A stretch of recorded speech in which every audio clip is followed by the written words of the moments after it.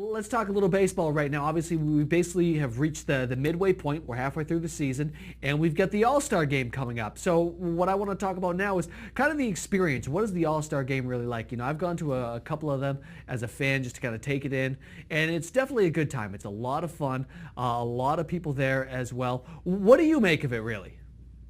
I think it's really cool. I mean, it's kind of like the showcase event for the Cape League, for any summer league really, is its All-Star game, because when you get to the playoffs, kids are getting close to going back to school. Some guys might be leaving. The scouts aren't there as much.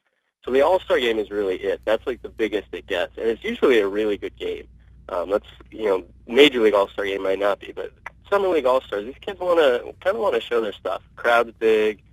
They're playing at Fenway Park. I mean, it doesn't really get any better than that. So the game is usually pretty good.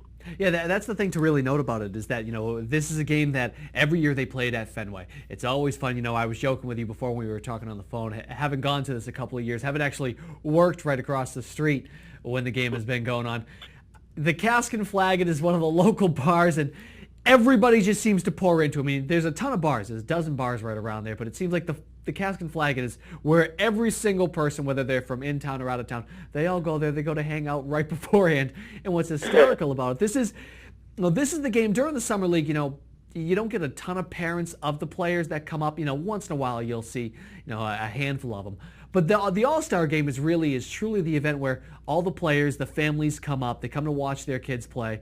The host families that they lived with throughout the entire year, they come up to play. People like me who just happen to be a fan go out to watch a play. So talk a little bit more, expand upon that crowd, how it's not just your typical average Red Sox crowd at Fenway Park.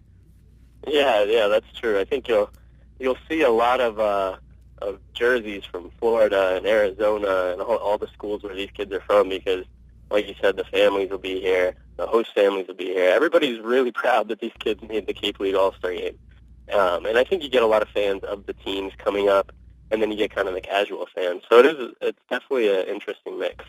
Yeah, it's fun. Yeah, I think interesting mix is the perfect way to put it, because there really are some characters that come, it seems like, out of the woodwork that all of a sudden show up at Fenway Park just kind of out of the blue. It's cool, and I think you put it the best way right there in saying that I think a lot of people forget that these kids come up basically 2-3 weeks already into the season, and a lot of them leave before the season really ends. So this is really truly the pinnacle moment of it, and this is where the scouts do finally all kind of acquire for the last hurrah, if you will. And then after this, there will be some kids that stick around, but a lot of them will start to head back, start to filter through. And what I think is funny, as far as Cape League baseball is concerned, that like the tournament, the actual playoffs, majority of the kids aren't even still a part of the team anymore, really. Yeah, you get a lot of changes that time of year. Yep. Yeah, it's funny for sure. It makes it interesting, and that's what makes Cape League baseball all the best.